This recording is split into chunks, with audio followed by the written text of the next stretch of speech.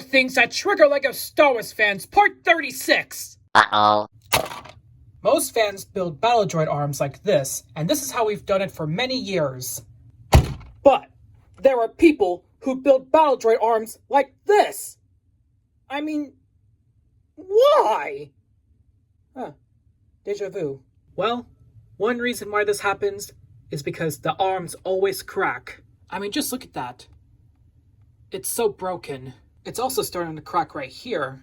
So this arm is completely broken. That's unfortunate.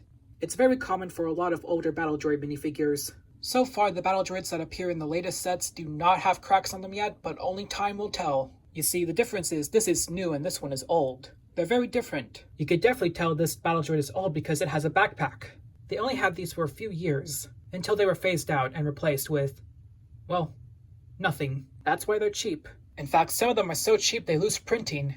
For context, this battle droid came out in 2011, and this one came out in 2012. We haven't gotten these battle droids in over 10 years now. We haven't gotten a commander droid since 2015. They really need to be in more sets. Now don't get me wrong, I like collecting battle droids, but it would be nice to have a few variations, cause this one is getting very old, and I had to replace the arms many times. I think it's been the 6th time now.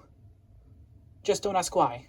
They should also bring back the backpacks, although it should be slightly more updated. But you know what? This is nostalgic to me. I really want to see more Geonosian battle droids. Even though they're not my favorite, there should be more battle droid pilots. Also, some people think this is a pilot, but it's an AAT driver. Yes, I know my Star Wars lore, but it also says it on the box, so now you know it. It would definitely be phenomenal.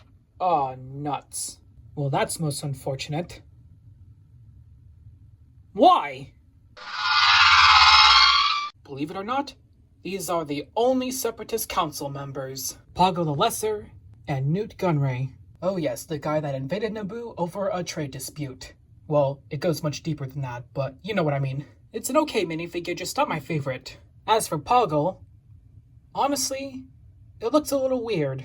First off, it uses these wings, which look very strange. It gets so dirty, which is why I don't like him. Yeah, it's really bent up. I do like the molded head, but that's really it. There needs to be more minifigures of the Separatist Council, like Wat Tambor, San Hill, and that leader of the Commerce Guild. Someone to lead the droid army, who is not General Grievous. Because they're background characters, I guess we'll never see them as minifigures, so the odds are against us. Why? Okay. Why? This speeder is oversized, and back in the day, it cost $30. The design is just so weird. Something I imagine a tactical droid would use. But no, it's General Grievous' speeder. Although he's only used it in Season 5 of the Clone Wars. But this speeder wasn't that big. And it's very flimsy too. It looks like you can slice this with a lightsaber, but you can't. It would have been a nice play feature, but it's not there, so oh well. Also, why is Mace Windu in this set? Don't get me wrong, it's a great minifigure and all, but it would have made more sense if Ahsoka was in this set. Because in that episode, she fought General Grievous. Underneath, you can hold lightsabers that Grievous, borrowed. Yeah, he borrowed them. And there were spring-loaded missiles, which is original. Why? Okay, I know I covered this last season, but that was one of the first few episodes, and I want to do something better than that. General Grievous' ship is very iconic, but it's $80. Well, it's retired now, so it's gonna cost even more. I still don't get why they used this Obi-Wan minifigure when they could have made one without any burn marks. It's so confusing. We get another airborne trooper, which is kinda similar to the one from 2014, but it's not. Remember when we all thought this would be Cody, but it turns out it wasn't? Good times. Good times.